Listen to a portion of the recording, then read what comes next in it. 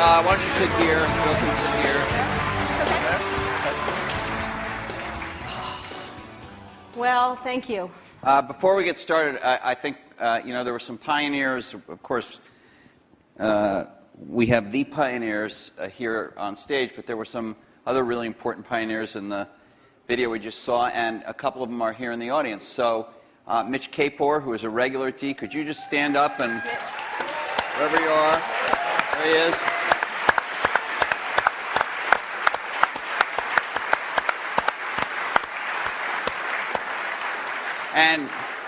And Fred Gibbons, who has not come to D before but is here tonight. Fred. There's Fred. Right there. And I don't know if he's in the room, but I do want to recognize our fellow journalist Brent Schlender from Fortune, who did the last, to my knowledge, the last joint interview these guys did. It was not on a stage, but it was a Fortune magazine interview. Brent, I don't know if you're in the room. If you are, can you stand? Maybe he's right back there. Way over there.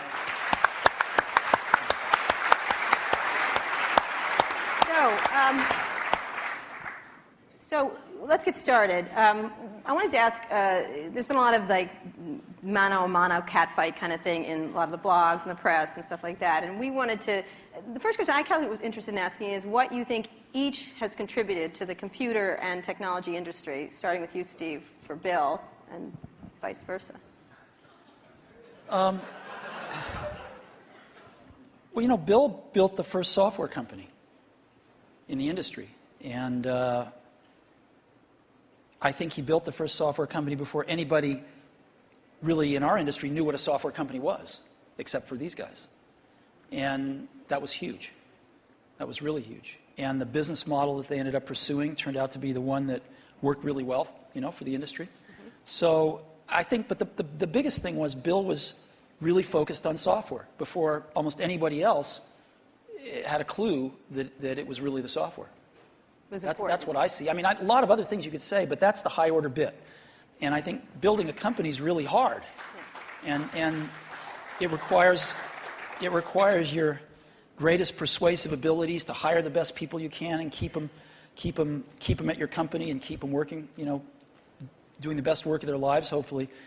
And Bill's been able to stay with it for all these years. So, Bill, how about the contribution of Steve and Apple? Well, first I want to clarify, I'm not fake Steve Jobs.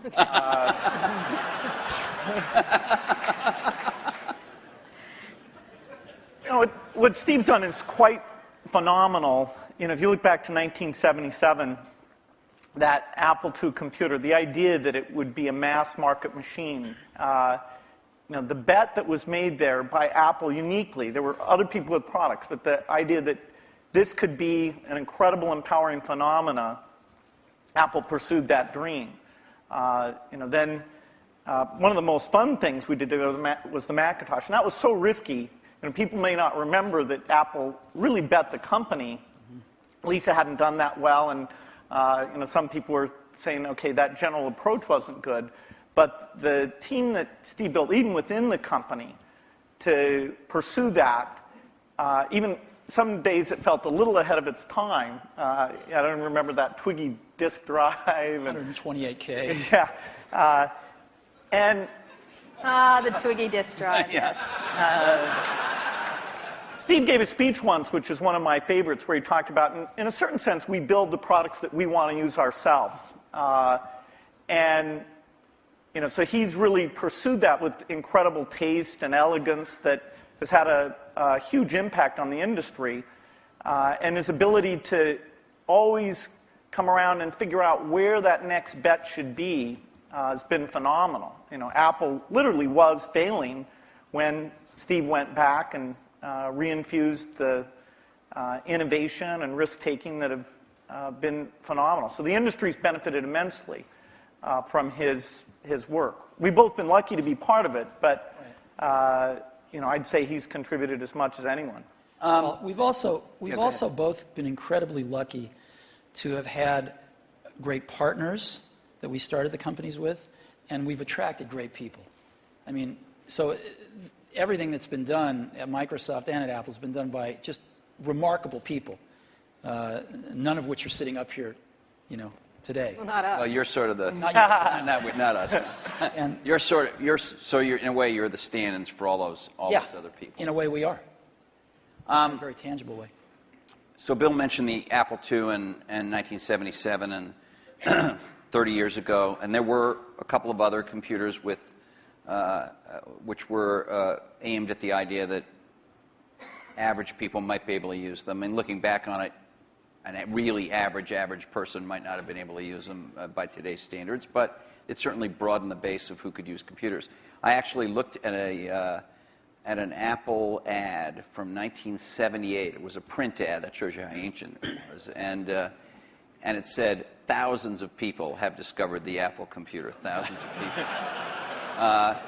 And it also said, you don't want to buy one of these computers where you put a cartridge in. I think that was a reference to one of the Atari or something. I don't know. You want a computer you can write your own programs on. And so the world, and obviously people We had some very strange ads back then. We had one where it was in a kitchen, and there was a woman that looked like the wife, and she was typing in recipes on the computer with the husband looking on approvingly in the back. Yeah. Stuff like that. Yeah, how did that work for you? I don't think well. So, but just think back to, I know that you started Microsoft prior to 1977. I think Apple started the year before in 76. Microsoft in 74 was when we started writing the 75. BASIC. And then, then we did shipped the BASIC in 75. Okay. Most people, some people here, but I don't think most people know that there was actually some Microsoft software in that Apple II computer. Do you want to talk about what happened there, or how that occurred? Yeah, there'd been the Altair and a few other companies, actually about 24, that had done various machines. But the 77 group included the PET, TRS-80, Commodore. and Commodore PET, TRS-80, and the Apple II. The original Apple II BASIC, the integer BASIC, we had nothing to do with. But then there was a floating point one where, and I mostly worked with Woz on that. Let me tell this story. So Woz,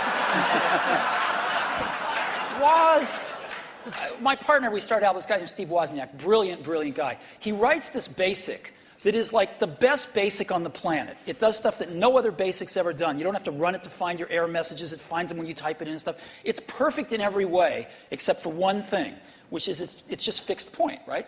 It's not floating point. And so we're getting a lot of input that people want this BASIC to be floating point.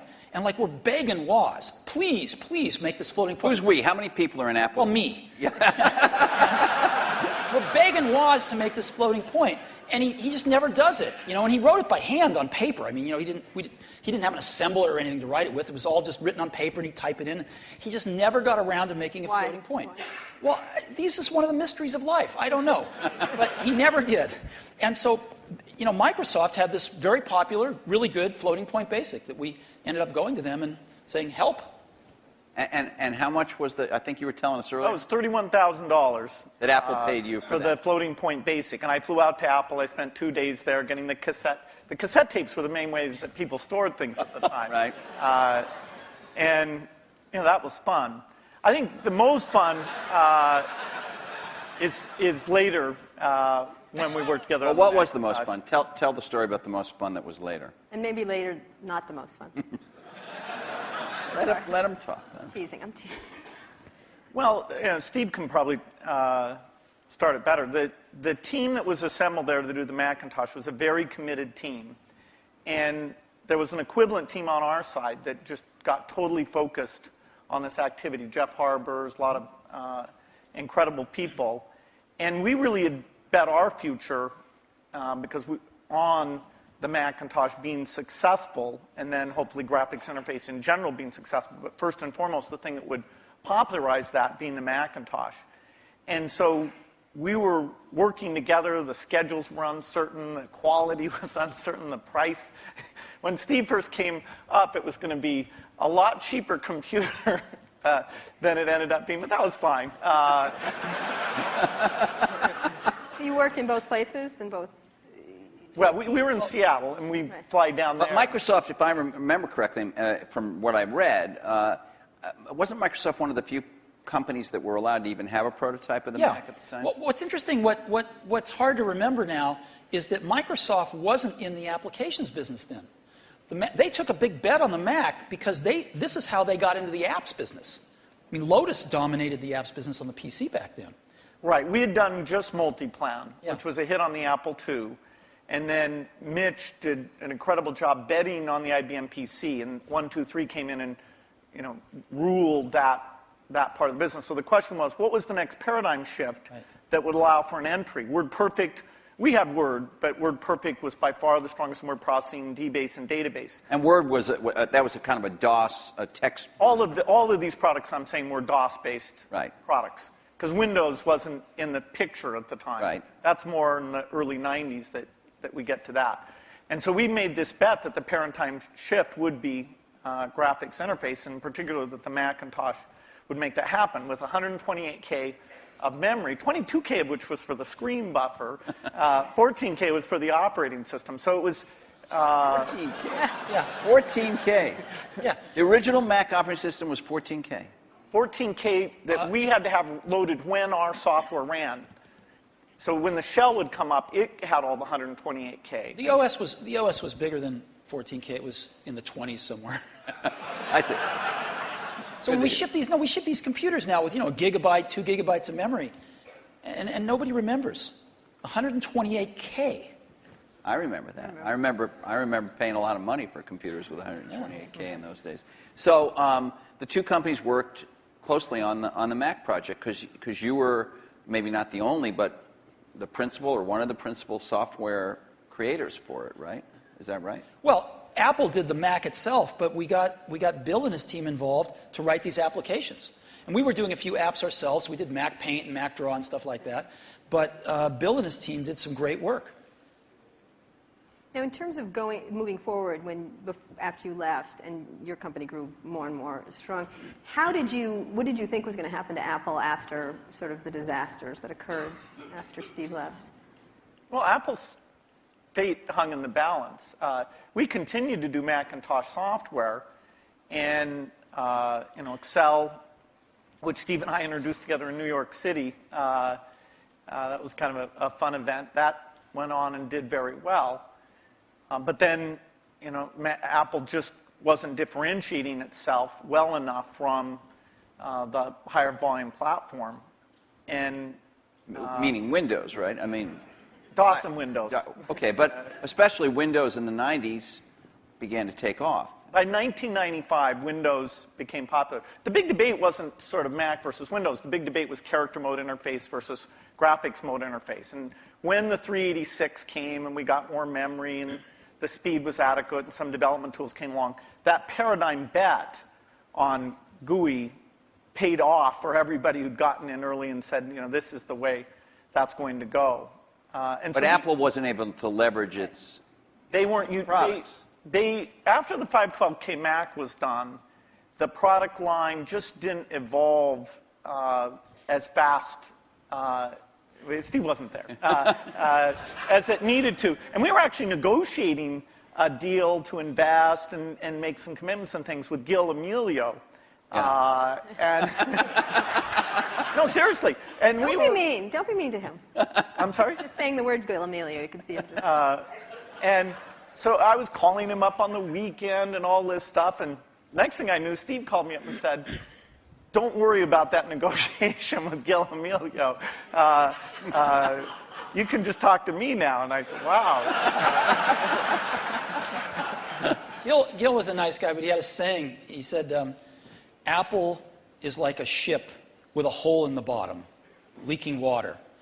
And my job is to get the ship pointed in the right direction.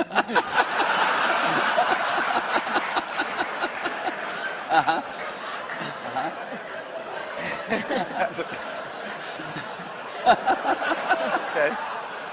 So, and meanwhile, through all this, I want to get back to the thing we saw in 1997 at Macworld there, but Windows was just going great guns. I mean, Windows 95, to whatever extent earlier versions of Windows had not had all the features, all the GUI stuff that the Mac had. Windows 95 really was an enormous, enormous leap.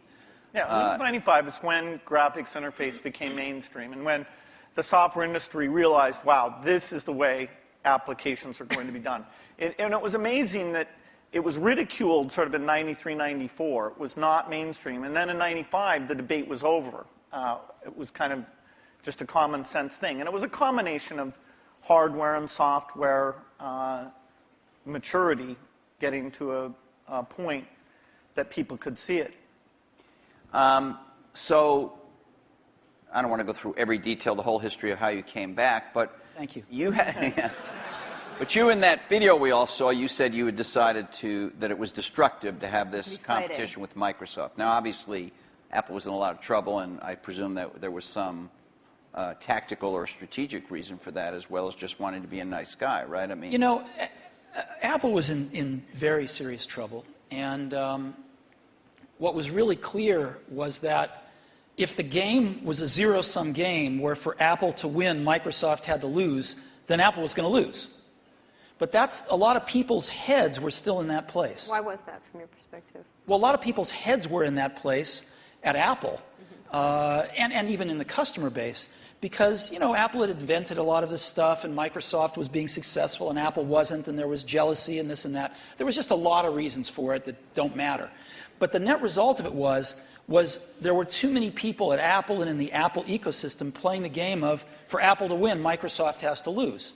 And it was clear that you didn't have to play that game, because Apple wasn't going to beat Microsoft. Apple didn't have to beat Microsoft. Apple had to remember who Apple was, because it had forgotten who Apple was.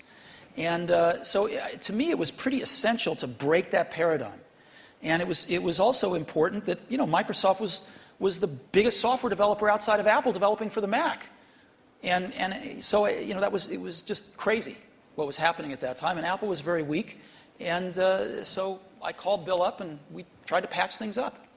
Yeah, and since that time, we've had a team that's fairly dedicated to doing the Mac applications, and they've always been treated kind of in a unique way so that they can have a pretty special relationship with Apple. And that's worked out very well. In fact, every couple years or so, there's been something new that we've been able to do on the Mac, and we have it's a great business for us. And it's actually, the relationship between the Mac development team at Microsoft and Apple is a great relationship. It's one of our best developer relationships. And do you look at yourself as rivals now today as this landscape has evolved? And we'll talk about the internet landscape and everything else and other companies that have come forward. But how do you look at yourselves in this landscape today? because you are competitors in certain ways, which is the American way, we right? watch the commercials. And you get annoyed at each other from Although, time you know to what? time. I have to confess, I like PC Guy better. Yeah, he's great. I like him. You know, the art of those Yes, sir. commercials is not to be mean, but it's actually for the guys to like each other.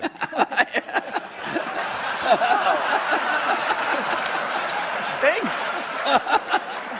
PC Guy is great. I like He's got a big heart.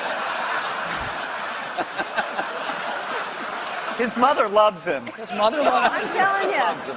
I like PC Guy totally much better. Wow. I do. I don't know why. He's endearing. The other guy's a PC Guy is what jackass. makes it all work, actually. Yeah. All right.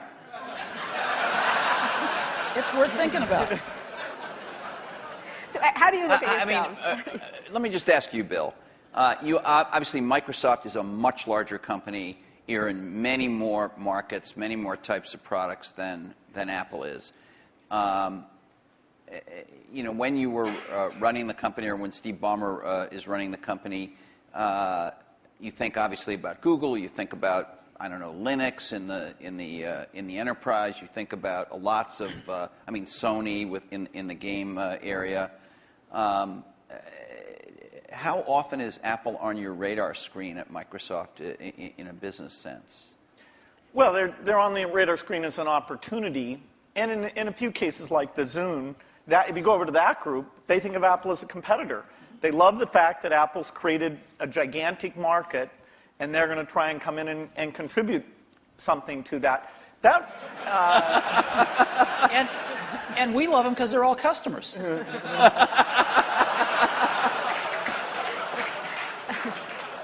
I have to tell you, I was actually told by Jay Allard, and I'm serious, that because of the nature of the processor, the development platform they used to develop a lot of the software for the Xbox 360 was Macs.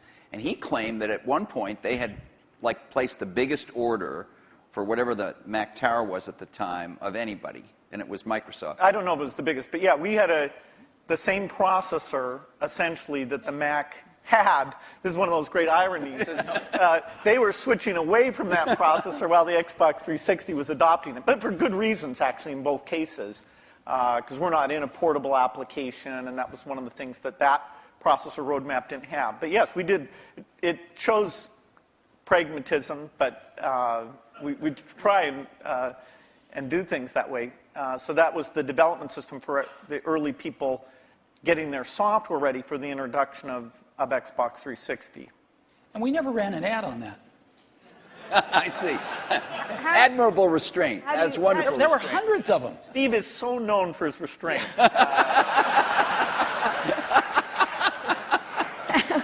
How do you look at Microsoft from an Apple perspective? I mean, you compete in computers and. I mean, you could say you don't compete. You know, the era of destructive whatever whatever you said in 1997, but you think you're consciously aware of what they're doing with Windows. You followed Vista closely, I think. What's really interesting is, and we talked about this earlier today. If you look at the reason that the iPod exists and that Apple's in that marketplace, it's because these really great Japanese consumer electronics companies who kind of owned the portable music market for a long, invented it and owned it, couldn't do the appropriate software, couldn't conceive of and implement the appropriate software. Because an iPod's really just software. It's software in the iPod itself, it's software on the PC or the Mac, and it's software in the cloud for the store. And it's in a beautiful box, but it's software. If you look at what a Mac is, it's OS 10, right? It's in a beautiful box, but it's OS 10. And if you look at what an iPhone will hopefully be, it's software. And so the big secret about Apple, of course, not so big secret maybe, is that Apple views itself as a software company. And there aren't very many software companies left. And Microsoft is a software company. And so, you know, we look at what they do and we think some of it's really great. And we think some of it's, a little bit of it's competitive and most of it's not. You know, we don't have a belief that the Mac is going to take over 80% of the PC market. You know, we're really happy when our market share goes up a point. And we love that and we work real hard at it. But Apple's fundamentally a software company, and there's not a lot of us left, and Microsoft's one. But you may be fundamentally a software company, but you've been known, at least to your customers and to most journalists, as the company that kind of pays a lot of attention integrating software and hardware. You know, Alan Kay, Microsoft has made some recent moves to be a little more like that. Obviously, not in your core biggest businesses, but with Xbox and Zune and. You know, the Surface Computing a device we saw today is another example. These aren't markets that hold up in size to Windows or Office, but they're some of your more recent initiatives. Are the company's approaches to this Alan Kay had urging a little? Or? Alan Kay had a great quote back in the 70s, I think. He said, people that love software want to do their own hardware. You know? Well, Bill loves software. No, I can resist that. The question is, are there markets where the innovation and variety you get is a net positive? The negative is that in the early stage, you really want to do the two together. So you want to do prototyping and things like that, you know, really is one thing. And then to take the phone market, we think we're on 140 different kinds of hardware. We think it's beneficial to us that even if we did a few ourselves, it wouldn't give us what we have through those partnerships. Likewise, if you take the robotics market, very undeveloped. We have over 140 all tiny volume robots using Microsoft software. And the creativity, building toys, security things, medical things. We love the innovation and the ecosystem that's going to grow up, who knows when, but we're patient, around that, and we'll have a great asset with this robotic software platform. So there are things like PC, phone, and robot where the Microsoft choice is to go for the variety. It's great. They're, you know, for them, they do what works super well for them. And there's a few markets like Xbox 360, Zune, and this year we have 2 new ones, the Surface thing and this Round Table, which is the meeting room thing, where we'll actually, through subcontractors, but it's the P&L on the risk and all that for the hardware. The design is completely a Microsoft thing. The round table, is that something you've announced, or were you just... We've shown prototypes of it. That's the thing where it's got the 360-degree cameras and all those. It's like Cisco has something in that market and HP too, right? Or... Oh, HP has a very high-end thing that's a tiny bit like it. But anyway. All right. Do you ever regret... Was there something you might have wanted to do differently? And maybe you feel like this happened after you left Apple. Something you might have done differently where you could have had a much bigger market share for the Mac? Well, before I answer that, let me make a comment on Bill's answer there, which is, it's very interesting in the consumer market and the enterprise market. They're very different spaces.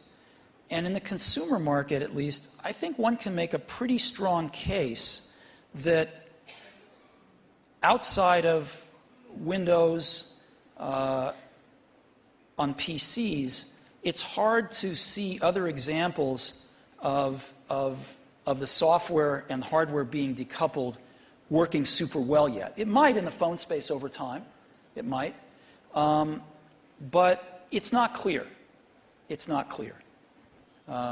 You can see a lot more examples of the hardware-software coupling working well. And so I think this is one of the reasons we all come to work every day, is because nobody knows the answer to some of these questions, and we'll find out over the coming years. Maybe both will work fine, yeah, and I think, maybe they won't. Yeah, it's good to try both approaches. In some product categories, take music players, the solo design worked better. In the PC market, the variety of designs at this stage has a higher share. It has a higher share? Yeah, it has a lot higher share. Well, it's not that much different in music players the other way around.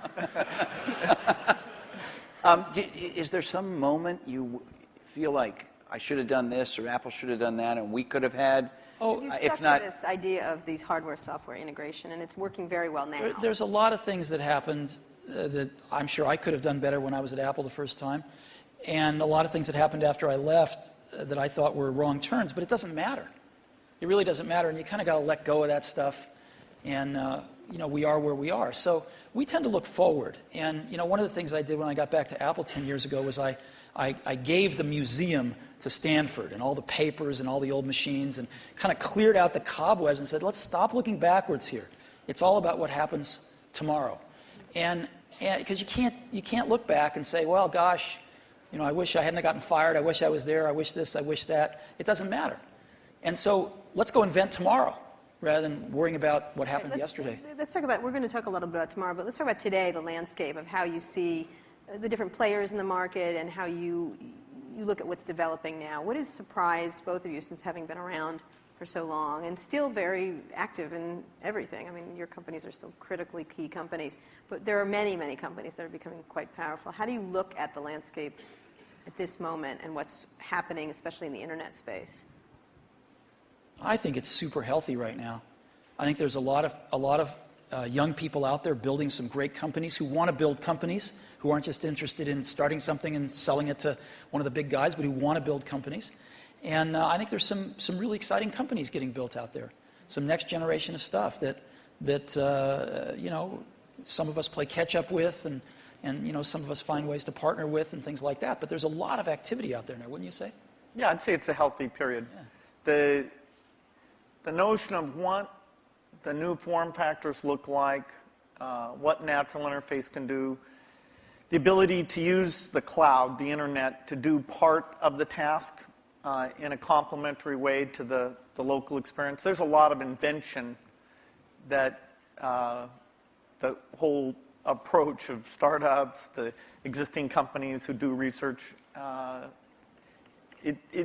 we'll look back at this as one of the great periods of invention. I think so too. There's a lot of things that are risky.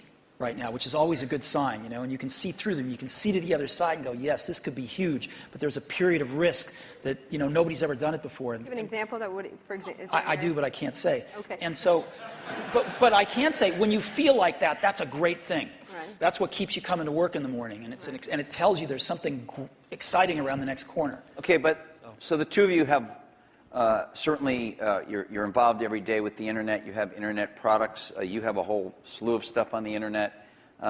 You have iTunes and .Mac and all of that. But on another level, you're the guys who represent the rich client, the personal computer, the big operating system and all that. And there is a certain school of thought, and I'm sure it's shared by some people in the room, that this is all migrating to the cloud, and you'll need a fairly light piece of hardware that won't have to have all that investment, all the kind of stuff you guys have done throughout your careers. So as much as people might think of you as rivals, one way to think of you as the two guys. We're both dinosaurs. Huh? They were both dinosaurs. Dinosaurs, or whatever. I can talk about that? No. Seriously, is You're there betting on in a 5 system that is years? changing. In 5 years, is the personal computer still going to be the linchpin of all this stuff? Well, you can say that it'll be predicted that it won't be. The network computer took us over about, 5 years ago, we disappeared. Remember the single function computer? There was somebody who said that these general purpose things are kind of a dumb idea. That took us over. The mainstream is always under attack. The thing that people don't realize is that you're going to have rich local functionality. I mean, at least our bet. As you get things like speech and vision, as you get more natural form factors, it's a question of using that local richness together with the richness that's elsewhere. And as you look at the device, say, that's connecting to the TV set or connecting in the car, there are lighter weight hardware internet connections. But when you come to the full screen, rich, edit the document, create things, I think we're nowhere near where we can be on making that stronger. I'll give you a concrete example. I love Google Maps, use it on my computer, in a browser. But when we were doing the iPhone, we thought, wouldn't it be great to have maps on the iPhone? And so we called up Google, and they'd done a few client apps in Java on some phones, and they had an API that we worked with them a little on. And we ended up writing a client app for those APIs. They would provide the back-end service. And the app we were able to write, since we're pretty reasonable at writing apps, blows away any Google Maps client. Just blows it away. Same set of data coming off the server, but the experience you have using it is unbelievable. It's way better than the computer. And just in a completely different league than what they'd put on phones before. And, that client is the result of a lot of technology on the client, that client application. So when we show it to them, they're just blown away by how good it is. And you can't do that stuff in a browser. So people are figuring out how to do more in a browser, how to get persistent state of things when you're disconnected from a browser, how do you actually run apps locally using apps written in those technologies so they can be pretty transparent whether you're connected or not. But it's happening fairly slowly, and there's still a lot you can do with a rich client environment. At the same time, the hardware is progressing to where you can run a rich client environment on lower and lower cost devices, on lower and lower power devices. And so there's some pretty cool things you can do with clients. So so you're saying rich clients still matter, but maybe I misunderstood you, but your example was about a rich client that is not a personal computer as we have thought of a personal What computer. I'm trying to say is I think the marriage of some really great client apps with some really great cloud services is incredibly powerful, and right now can be way more powerful than just having a browser on the client. You're talking about a software company being a software and services company rather than a... I'm saying the marriage of these services plus a more sophisticated client is a very powerful marriage. Bill, Architecturally, the question is, do you run just in the cloud and all you have down locally is the browser? And that is the same question for the phone as it is for the full screen device. There'll always be different screen sizes because these are, the 5-inch screen does not really compete with the 20-inch screen does not compete with the big living room screen. Those are things that there'll be some type of computing behind all of those things, all connected to the internet. But the idea that locally you have the responsiveness of immediate interaction without the latency or bandwidth limitations that you get if you try and do it all behind, that's what leads to the right balance. What does that device look like in 5 years? What would be your principal device? Is there one or? Is it a, I think you use, I could be wrong, I think you carry a tablet. Right. Right. Which has not necessarily stormed the world yet. Yeah, this is like Windows 1992, I think. That is, I'm unrepentant on my belief in, Okay. But to go back to Kara's point, what would you each imagine that you would carry as your principal, let's say, thing to do I mean, the Jeff web Hawkins and showed a very lightweight email device and all that kind of stuff? Yeah, I don't know if you guys saw, but Jeff Hawkins showed a Linux-based, a very small, I think he called it a companion to a smartphone today. A phone companion. It sounded a little naughty, frankly. It doesn't matter, you weren't there, but what would you think each would be? I assume you carry a tablet PC. I don't know what brand it is. Maybe you change them up. I don't know. You obviously carry a MacBook Pro, I would guess, or a MacBook. Yeah, well, and an iPhone. And an iPhone. You have one? I do. Right here? Yes. Well, he has when he took it out before.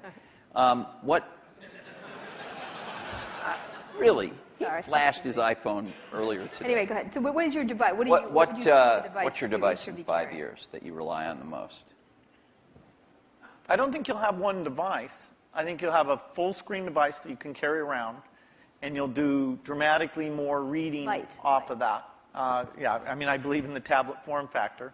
I think you'll have voice. I think you'll have ink. You'll have some way of having a hardware keyboard and some settings for that. And then you'll have the device that fits in your pocket, which the whole notion of how much function should you combine in there. You know, there's navigation computers, there's media, there's phone.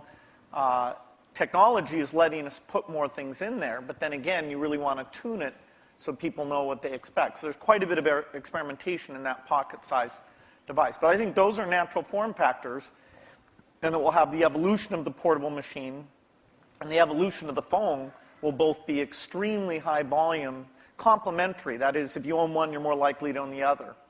And then at home, you'd have a setup that they all plug into? Well, at home, you'll have your living room, which is your 10-foot experience, and that's connected up to the internet. And there you'll have gaming and entertainment. And there's a lot of experimentation in terms of what content looks like in that world. And then in your den, you'll have something a lot like you have at your desk at work. You know, the view is that every horizontal and vertical surface will have a projector, so you can put information. You know, your desk can be a surface that you can sit and manipulate things. Can I please have a room in my house that doesn't have a screen and a projector in it? You bet. Thanks. The bathroom. Well, That's the perfect place for it, actually. so what's your 5-year outlook at the devices you'll carry? You know, it's interesting. The PC has proved to be very resilient. Because as Bill said earlier, I mean, the death of the PC has been predicted every few years. And here, when you're saying PC, you mean personal computer in general, not just Windows PCs. I mean personal computer Yeah. in general. Okay. And you know, there was the age of productivity, if you will, you know, the spreadsheets and word processors, and that kind of got the whole industry moving. And it kind of plateaued for a while, was getting a little stale, and then the internet came along, right? And everybody needed more powerful computers to get on the internet. Browsers came along, and it was this whole internet age that came along, access to the internet. And then some number of years ago, you could start to see that the PC, that was taken for granted. Things had kind of plateaued a little bit, and innovation-wise at least. And then I think this whole notion of the PC, we called it the digital hub, but you can call it anything you want, sort of the multimedia center of the house, started to take off with digital cameras and digital camcorders and sharing things over the internet and kind of needing a repository for all that stuff. And it was reborn again as sort of the hub of your digital life. And you can sort of see that there's something starting again. It's not clear exactly what it is, but it will be the PC maybe used a little more tightly coupled with some back-end internet services and some things like that. And of course, PCs are going mobile in an ever greater degree. So I think the PC is going to continue, this general purpose device is going to continue to be with us and morph with us, whether it's a tablet or a notebook or a big curved desktop that you have at your house or whatever it might be. So I think that'll be something that most people have, at least in this society. In others, maybe not, but certainly in this one. But then there's an explosion that's starting to happen in these, what you call post-PC devices, right? And you call the iPod one of them. There's a lot of things that are not... You can get into trouble for using that term. I want you to know that. What? I'm kidding. Post-PC devices. Why? People write letters to the editor. They complain about it. Anyway, go ahead. Okay. Well, anyway, I think there's just a category of devices that aren't as general purpose, they're really more focused on specific functions, whether they're phones or iPods or Zunes or what have you.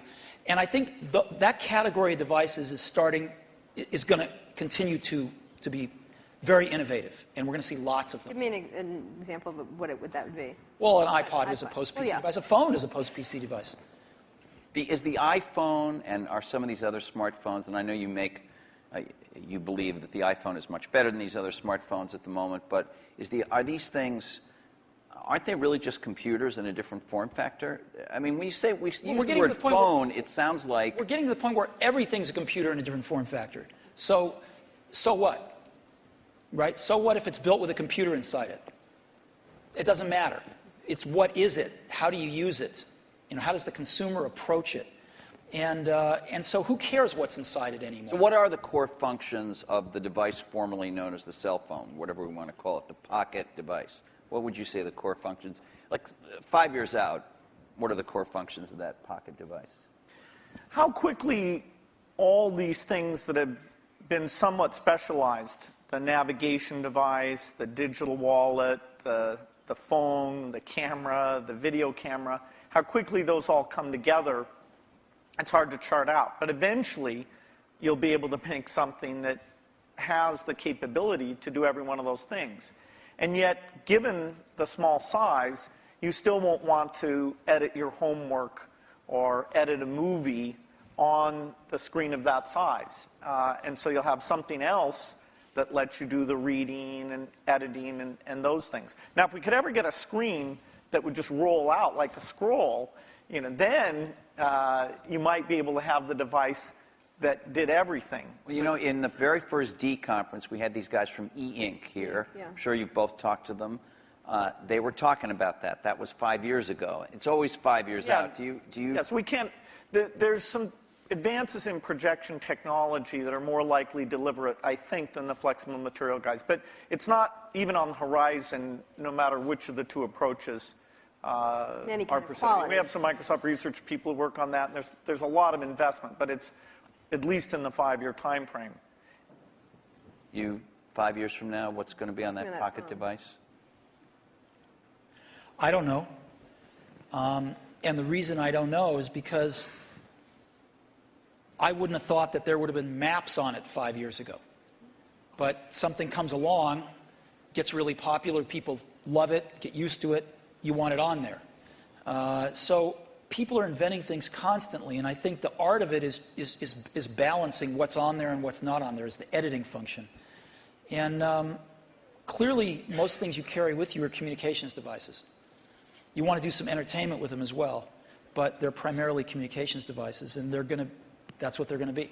Outside of the computing area, what are the exciting areas in the internet space at all that you're looking at that you find that's interesting to each of your companies and in general for you?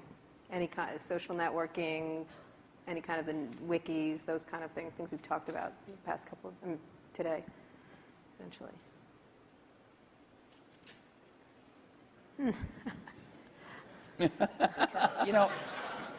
We're working on some things that I can't talk about. Again, yeah. But there used very beautiful. There used to be a saying, isn't it, at Apple? It's going to blow us away, though, blow us when away. you can't talk. Wow, it's great. There used to be a saying at Apple, isn't it funny, a ship that leaks from the top? So, that's kind of like a sweater without sleeves is a vest. I don't get that. That was what they used to say about me when I was in my 20s. Okay. There's a zillion interesting things going on the internet. The most interesting things to me are these incredible new services that people are bringing up. And Surrounding entertainment, or there's a lot of them surrounding entertainment, but there's a lot of them that have to do with just sort of figuring out how to navigate through life a little more efficiently.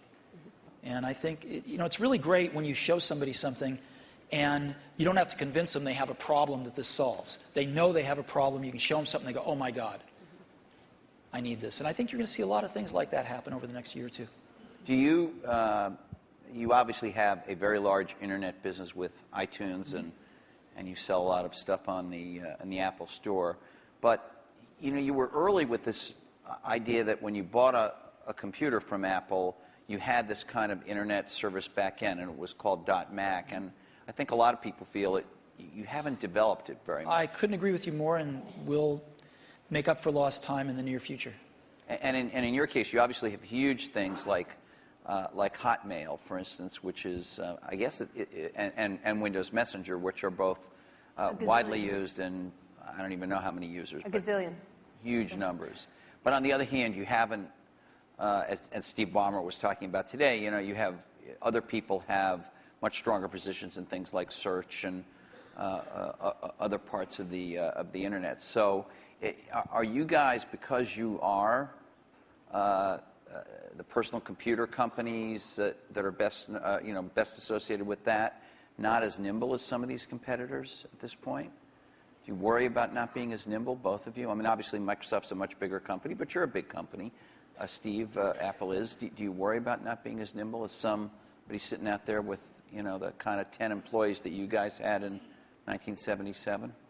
Well, there's always going to be great new things that come out of other companies, and you want to be in a position to benefit from those, to have those inventions drive demand for Windows and personal computers, and then some of those upstream things you want to participate in. I hope Steve mentioned we are going to participate in search, hopefully to a higher degree in the future. He did mention that, yeah. Than at present, so we'll see what we can do there. A lot of the applications are more specialized, so they're not areas we'll go into. Take what can happen with education now, that video is mainstream, and all these tools that let you do rich interactions are very mainstream.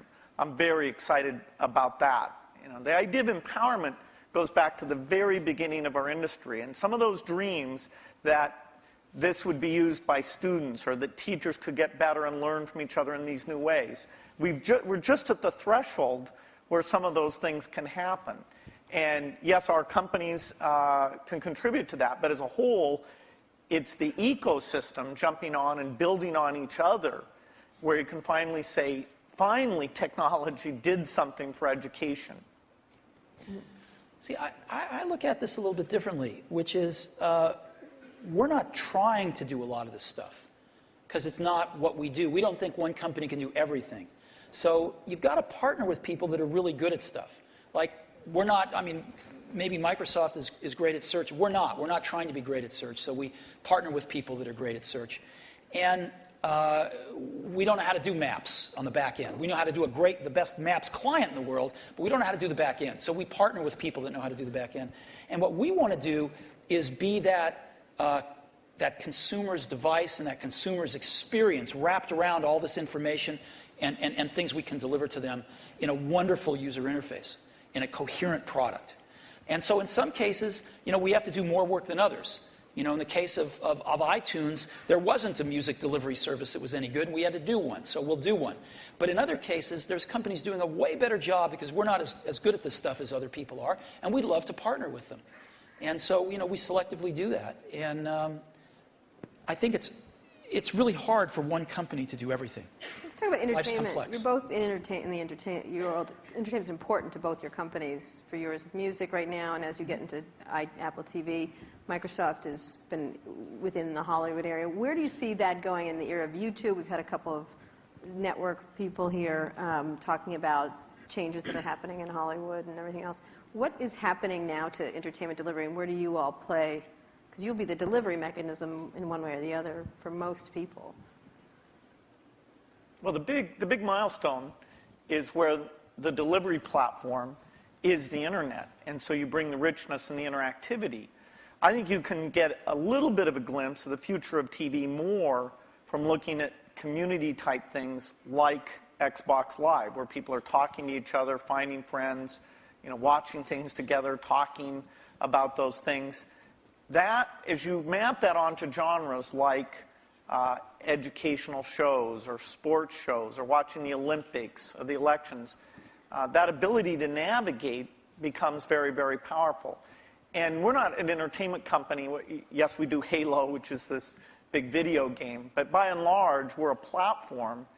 And so it's the tough software things, whether it's the speech or the ink or the deep graphics, that's where things that take 10 years to get done, the IPTV stuff, the foundation there, it took 10 years to get it done. Now it's finally coming to fruition, and we have people like AT&T betting their company on putting that together. So we're just at the start of having a scale entertainment delivery vehicle both through PCs, unfortunately not connected up to the TV set in most cases, but that's a point of innovation. And now things like IPTV and Xbox that are connected up in the living room. Steve, you were today, Bill, you weren't here, but Steve showed a new function of Apple TV that brings YouTube directly to the TV. Is there going to be more of that from you? Do you see yourself, the way Bill says, as an enabler of entertainment? Or, well, I mean, putting aside your Disney role, but your Apple I mean, role. I think people want to enjoy their entertainment when they want it and how they want it, on the device that they want it on. So ultimately, that's going to drive the entertainment companies into all sorts of different business models. And that's a good thing. I mean, if you're a content company, that's a great thing. More people wanting to enjoy your content more often in more different ways, that's why you're in business. But the transitions are hard sometimes.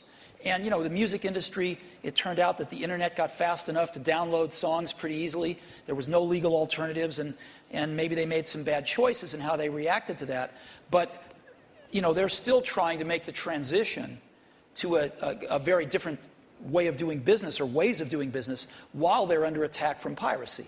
And we can all highlight some of the mistakes that have been made, but still it's a tough job.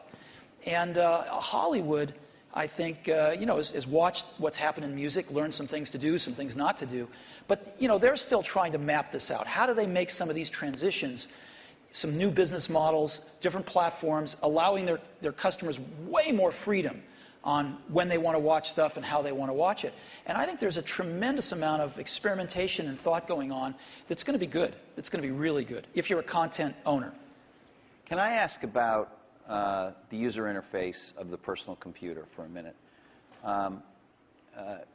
Vista has just come out, which is your best version of Windows you've done, has some UI improvements in it.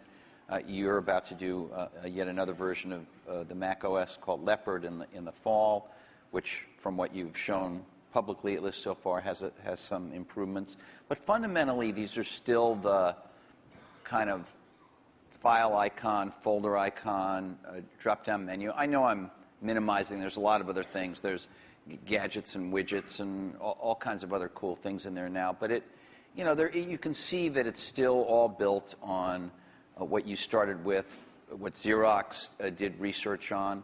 Is there in the offing in the next 4 or 5 years, is it possible there's a new paradigm for organizing the user interface of the personal computer? Let's leave cell phones and things out for a minute, but just the personal computer, Bill.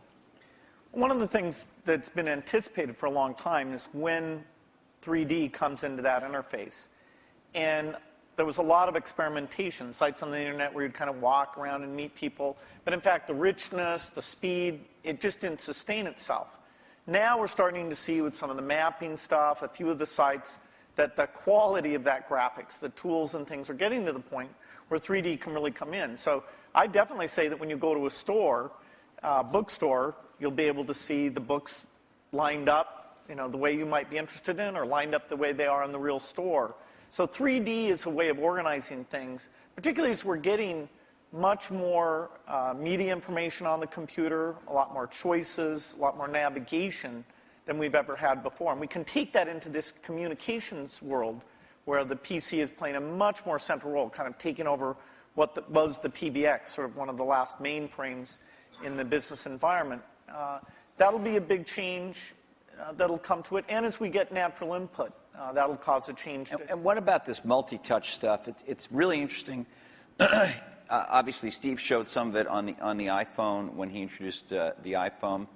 Steve Ballmer today showed a bunch of it with the Surface computing device. It happens, although it's not part of our program, that HP, which is a sponsor of this conference, has a multi-touch sort of display over here out in the foyer.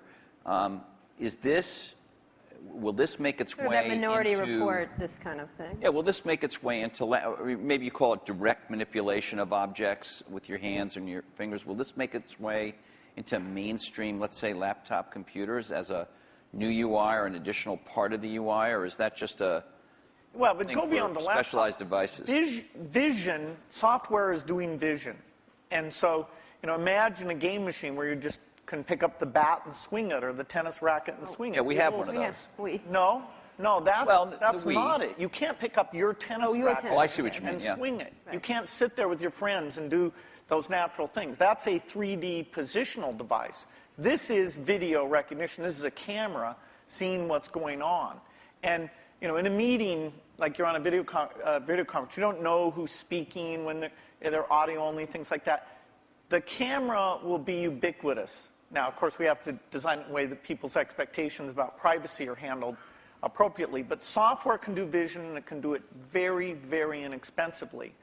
And that means this stuff becomes pervasive. You don't just talk about it being in a laptop device. You talk about it being part of the meeting room or the living room or... But on the laptop, the way that, maybe I'm wrong. Maybe this is what we have is great, and we don't need any new big radical change. But when I turn on my laptop, whether it's my Vista laptop or my Mac laptop, it's there have been improvements, but it's a lot like it was 10 years ago. It's much better. The graphics are better and all that. You talked about that radical change. You that have the happened mouse. for both your companies. You have the icons you move around. You have and you talked about what a big gamble it was in '84 to do that and then follow on with Windows. We still essentially have that approach, and I'm just wondering, is that going to change? Touch, ink, speech, vision, those things come in, but they don't come in as a radical substitute. I think you're also underestimating the degree of evolution because you've lived with it year by year. Say we'd sent you away for 10 years and you came back and you said, wow, there's a search paradigm, and that's more at the center of how you find these things. There's tagging, that's more at the center of how you find these things. The evolution is a very good thing. In fact, even in that evolution, the stuff we did with Office, there's this balance you strike where when you make a change, in that case the ribbon, you're going to have some users who feel like, oh, geez, I have to spend a little bit time to be brought along to that. But there has been good evolution. But these natural interface things are the revolutionary change, and they'll be very revolutionary. That together with the 3D that I talked about. Steve? I know you're working on something. It's going to be beautiful. We'll see it soon. Yeah, And you can't talk about it, but Bill discusses all his secret plans. You don't discuss any of I them. know, it's not fair, but it's, I think the question is a very simple one, which is,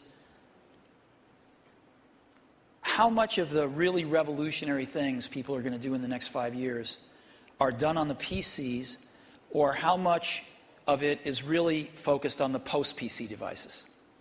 And there's a real temptation to focus it on the post-PC devices because it's a clean slate, and because there are more focused devices, and because they don't have the legacy of these zillions of apps that have to run in zillions of markets. And so I think there's going to be tremendous revolution in the experiences of the post-PC devices. And the question is how much to do in the PCs. And I'm sure Microsoft is. We're working on some really cool stuff, but some of it has to be tempered a little bit because you do have, these tens of millions in our case, or hundreds of millions in Bill's case, users that are familiar with something that, they don't want a car with 6 wheels. They like the car with 4 wheels.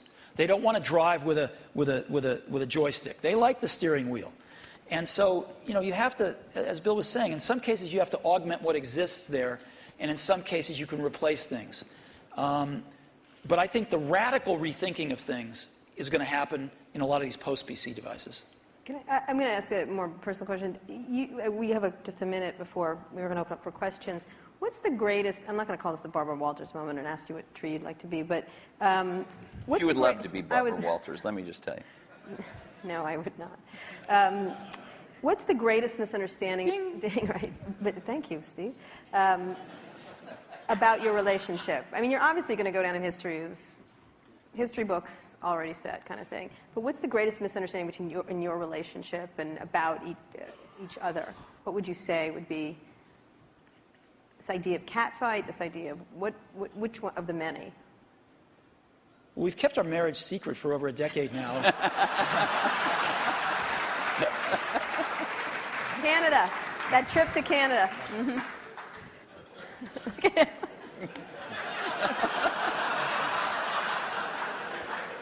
Was there? I don't think either of us have anything to complain about in general. And I know that the projects, like the Mac project, was just an incredible thing, a fun thing where we were taking a risk. We did look a lot younger in that video. We did. You looked 12 in the first one. That's how I try and look. He was 12. But, it's been fun to work together. And I actually kind of miss some of the people aren't around anymore.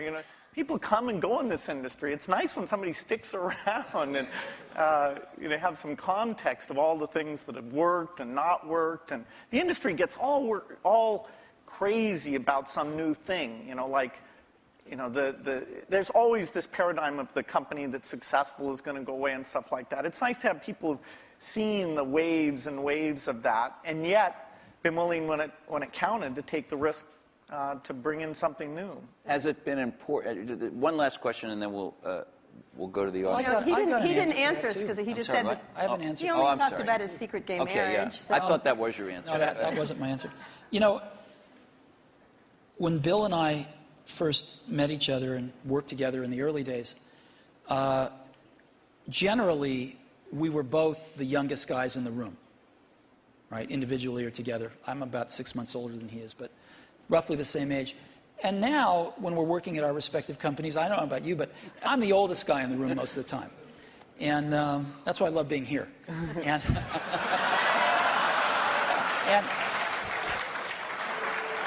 so, happy to oblige. Happy to oblige. And I think of most things in life as either a Bob Dylan or a Beatles song. But there's that one line in that one Beatles song, you and I have memories longer than the road that stretches out ahead. And that's clearly true here. Well, you know what? I think we should end it there. Let's just end it there. I'm having a little tear right here. Thank you. Thank you very much. Thank you so much. Sure. Thank you.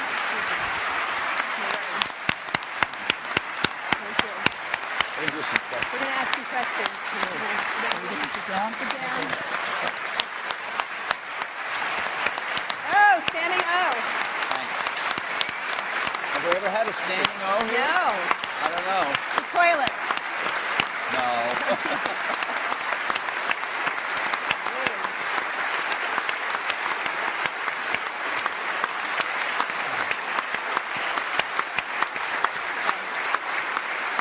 Whoa. The handle was pretty long. There we go. Great. Wow. Okay, so some audience questions. Questions? Can we have the lights? Roger McNamee Roger. from Elevation Partners. Hey guys, that was incredible. Thank you very much. We've got a big election coming up next year. I'm curious if there are any issues that you see in Silicon Valley that we all ought to be focused on communicating effectively to the next potential president of the United States. That is, any common ground that we share, because it's weird. You don't actually hear any issues that people are talking about right now, and I'm curious if you guys have any in mind. Bill? Well, certainly education is one that I'd put at the top of the list. Is the, Are there technological solutions right now that they could do something about, or is that just sort of like the no, technology is going to be helpful and more, but the way that teachers are measured and made excellent, the way that the high schools are designed, the expectations they have, it's not just a pure technology thing. It's more an institutional practice where the opportunity is. And there should be a lot of debate about the different ways of doing that. Steve? Boy, we've got some pretty big problems, and I think most of them are much bigger than anything Silicon Valley can contribute right now to solve, so hopefully some of those will get solved. I also think we underestimate how much all of our industry depends on stability. We've enjoyed a long period of stability, and we've been able to focus on technology and growing our businesses and stuff, and I think we take that for granted sometimes. One of the more interesting areas that we all suffer from, of course, is in the area of energy dependence. And there's a lot of work going on, I know, a lot of investing going on anyway. I don't know if the results are there, but a lot of investing going on in alternative energy, and maybe Silicon Valley can play a small role in some of that stuff, Are you too. guys investing in that area? Personally, or Some. which might be a lot. And you? Exactly. $1 billion here or there. Steve? Steve, Are you investing in that area? No. Or just a Prius? Okay. Or something like Yeah, that? just appreciating it. Over there? Hi, Don Eklund, Sony Pictures. My question is really, at what point is there too much diversity? It was talked about a few times in the discussion, the fact that now microprocessors are very low cost, memory's low cost, software is ubiquitous. But my life has been made better by standards like coding standards, network standards, and it seems like we're reaching a point where diversity is starting to take hold to a point where we're not going to be able to have the kinds of convergence devices that I think everyone would really be able to appreciate. And I'm wondering, is this going to be like healthcare or mass transit, where you just can never put it back in the bottle again? And I'd like to get your perspective on that. If there's still an opportunity to have some grand convergence devices that can really simplify people's lives and enrich their lives. Steve? Well, I think Bill and I would agree that we can get it down to 2. No, I think it's hard to limit imagination and innovation. I think there's always going to be a bunch of new great things, and I think that's part of what we put up with to get the innovation. We put up with a little bit of aggravation to get the innovation. And I think the marketplace is awfully good at allowing diversity when it should and then getting rid of it when it shouldn't. I mean, And then letting it come back sometimes. yeah. Well, yeah. Jed? I mean in terms of standards and things. The internet standards have been incredibly powerful. Video formats, things like this. And so I don't see things that are going to really hold back a convergence device. Sure, there's a lot of wireless approaches, but that's pretty healthy right now. They each have various merits. A few of them will end up overlapping the other ones and kill the other ones out. But I think the industry's done very well at latching on to standards for the things that there were no longer any innovation in, and then focusing on the places where it wasn't clear which approach was best. Jesse? Hi, I'm Jesse Kornbluth, headbutler.com. Because you're not the youngest guys in the room anymore, it's perhaps appropriate to ask you a question about legacy, each of you. Bill, even your harshest critic would have to admit that your philanthropy work is planet-shaking, incredible, and could be, if you make it, a second act so amazing that it would dwarf what you've actually done at Microsoft.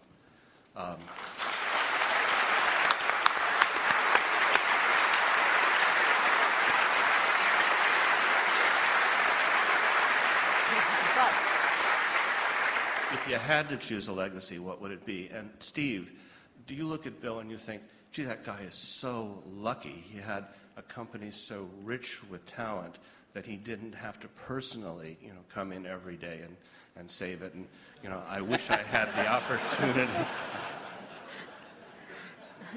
Okay, he's not going to answer that one. Bill? Well, the most important work I got a chance to be involved in, no matter what I do, is the personal computer. That's what I grew up, my teens, my 20s, my 30s. I even knew not to get married until later because I was so obsessed with it. That's my life's work.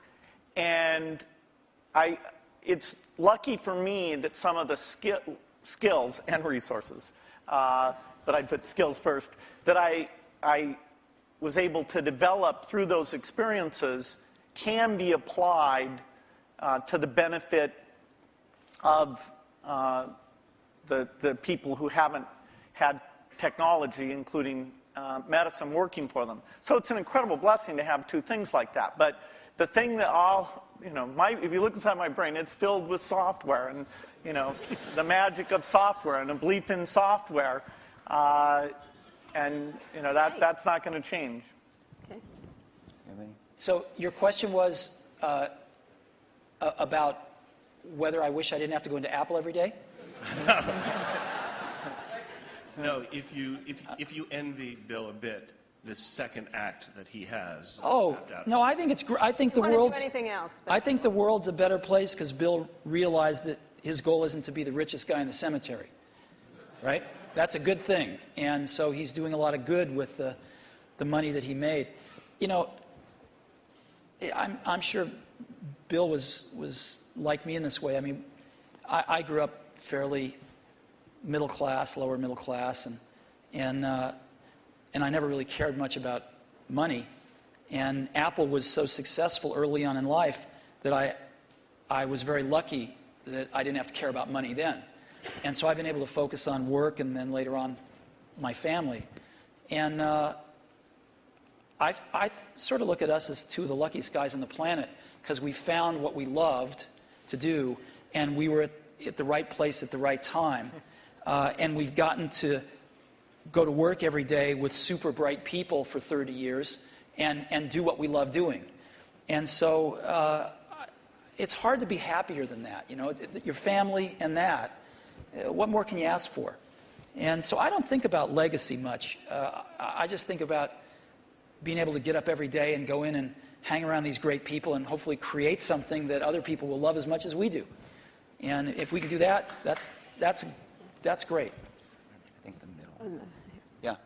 Thanks, Steve and Bill. Rob Kelly. I'm here with my business partner. We've got a 100-person internet media business. I'm wondering what would be the single most valuable piece of advice you'd give us to even attempt to create some of the value that you guys have done in both your very impressive companies. I think actually, maybe in both cases, correct me if I'm wrong, the excitement wasn't really seeing the economic value. Even when we wrote down at Microsoft in 1975, a computer on every desk and at every home, we didn't realize, and we'll have to be a big company. Every time I thought, oh God, can we double in size? Geez, can you manage that many people? Will that feel fun still? And so every doubling was like, okay, this is the last one. And so the economic thing wasn't at the forefront. The idea of being at the forefront and seeing new things and things we wanted to do, and being able to bring in different people who are fun to work with, eventually with a pretty broad set of skills, and figuring out how to get those people, those broad skills, to work well together has been one of the greatest challenges. I've made more of my mistakes in that area maybe than anywhere, but eventually getting some of those teams to work very well together. So it's, I think it's a lot about the people and the passion, and it's amazing that the business worked out the way that it did. Yeah. People say you have to have a lot of passion for what you're doing, and it's totally true. And the reason is because it's so hard that if you don't, any rational person would give up. It's really hard, and you have to do it over a sustained period of time. So if you don't love it, if you're not having fun doing it and you don't really love it, you're going to give up. And that's what happens to most people, actually. If you really look at the ones that ended up being successful, unquote, in the eyes of society and the ones that didn't, oftentimes it's the ones that are successful loved what they did so they could persevere when it got really tough. And the ones that didn't love it quit because they're sane, right? Who would want to put up with this stuff if you don't love it? So it's a lot of hard work, and it's a lot of worrying constantly. And if you don't love it, you're going to fail. So you got to love it. You got to have passion. And I think that's the high order bit. The second thing is you've got to be a really good talent scout, because no matter how smart you are, you need a team of great people, and you've got to figure out how to size people up fairly quickly, make decisions without knowing people too well, and hire them, and see how you do, and refine your intuition, and be able to help build an organization that can eventually just build itself, because you need great people around you. Thank you. Liz. Liz Beyer, question, I guess it's historical curiosity. You approached the same opportunity so very differently. What did you learn about running your own business that you wished you had thought of sooner or thought of first by watching the other guy? Well, I'd give a lot to have Steve's taste. He has natural, not a joke at all. I think in terms of intuitive taste, both for people and products. We sat in Mac product reviews where there were questions about software choices, how things would be done, that I viewed as an engineering question, and that's just how my mind works.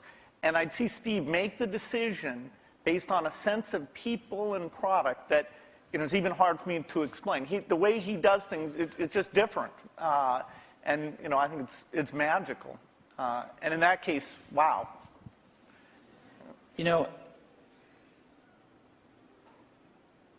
Because Woz and I started the company based on doing the whole banana, we weren't so good at partnering with people. And, actually, the funny thing is, Microsoft's one of the few companies we were able to partner with that actually worked for both companies. And we weren't so good at that, as where Bill and Microsoft were really good at it, because they didn't make the whole thing in the early days. And they learned how to partner with people really well. And I think if Apple could have had a little more of that in its DNA, it would have served it extremely well. And I don't think Apple learned that until, a few decades later.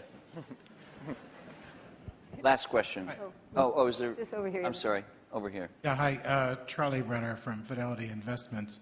In our financial services industry, we are focusing very strongly on aging and retiring baby boomers, a huge demographic. We're not that old. Oh, no, I wasn't. The question is different from what it sounds like it's going to be. But most of the innovation that we see coming from computer and internet companies is kind of youth-oriented. And I'm just wondering if there are activities going on in your companies acknowledging what's going to be happening generationally. Not true. I'll give you one example. So we started building in video cameras into almost all our computers a few years ago. And the response by people of all ages, but in particular seniors, has been off the charts.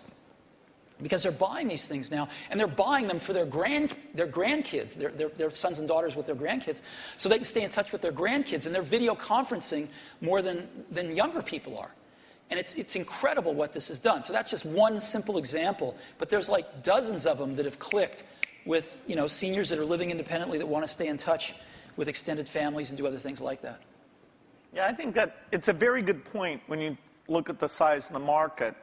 And that's partly why it's great that there are all these companies out there who can see, okay, what would you do for seniors? I think natural user interface is particularly applicable here because the keyboard, we're sort of warped in that we grew up using the keyboard, and so it's extremely natural to us. But things like, and that's partly why when we showed the Surface Computer, I showed it privately to a bunch of CEOs a couple weeks ago. I was kind of stunned by how blown away they were. But their ease of navigation is just not the same. And when they saw that, the idea that they could organize their photo album, it meant more to them than it did to me. I'll give you another example. We've got a little shy of 200 retail stores now. And one of the things the stores are doing is personal training now. It's called one-to-one. And we are up to now a run rate of 1 million personal training sessions. They last an hour per year. 1 million per year. You only started a little while ago, right? Yeah. We started about a year ago. And we're up to 1 million training sessions a year run rate now. And a lot of those folks, some of them anyway, many of them are seniors. And they're coming in and they're spending an hour learning how to use Office, and they're spending an hour learning how to video conference. And they can basically come in as much as they want, and they can schedule these things throughout a year, and they pay $99, I think, a year for it. And it's been great. Last question. Now the last question over there. We all share a common science fiction experience of the metaverse or the Matrix, where we all could communicate without being in the same place. And by the way, thank you both for providing us the best platform so far to go to chat rooms or to all go to a MySpace. It's a far cry from these things that we see on Star Trek or the holodeck. What kinds of things can you imagine that are partway there that could be much better than the 3-window iChat that we might see in the next 5 or 10 years?